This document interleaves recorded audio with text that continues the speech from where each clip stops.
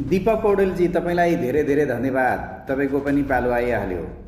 2045 साल असार 5 गतेको जन्म, 5 गते असार महिना 2045 सालको चिना रहेछ। बिहान 10 बजे बिहान राशिको नाम के छ? डोबाट राम राशिको नाम डोलराज आउँदो रहेछ। डिडो डिडो अश्लेषा नक्षत्र कर्कट राशिको चिना आउँदो रहेछ। सबभन्दा पहिला ग्रह दशा कस्तो छ? 38 वर्षमा तपाईँ चल्दै हुनुहुन्छ।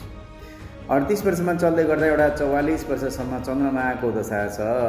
दोस्रो ग्रह 45 वर्षसम्म 46 वर्षसम्म राहुको दशा छ दोस्रो ग्रह। र यता एउटा भद्रिकाको दशा चलेको रहेछ। भद्रिका राहु र चन्द्रमा छन्। चन्द्रमा खर्च स्थानमा छ। भद्रिका राम्रो ग्रह भयो, तर राहु र मङ्गल राम्रो छैन। राहुको 10,000 जब गराउनु होला, मङ्गलको 10,000, राहुको 18,000 जब गराउनु होला। अगाडि बढ्नु होला, एलर्जीको समस्या आउँछ, दाम्पत्य सुखमा बाधा अवरोध गराउँछ कि साना साना कुरामा झगडा भइरहने, किचलो भइरहने, साह्रै समस्या ल्याउने ग्रह छ राहु र मङ्गल। सम्झिनुहोस् है, दुईटाको पूजा गरिदिनु होला। मङ्गलबार हनुमान चालिसा पढ्नु होला, मङ्गल चौथीको व्रत गर्नु होला। तपाईँलाई अथवा म्याडमलाई राम्रो हुन्छ।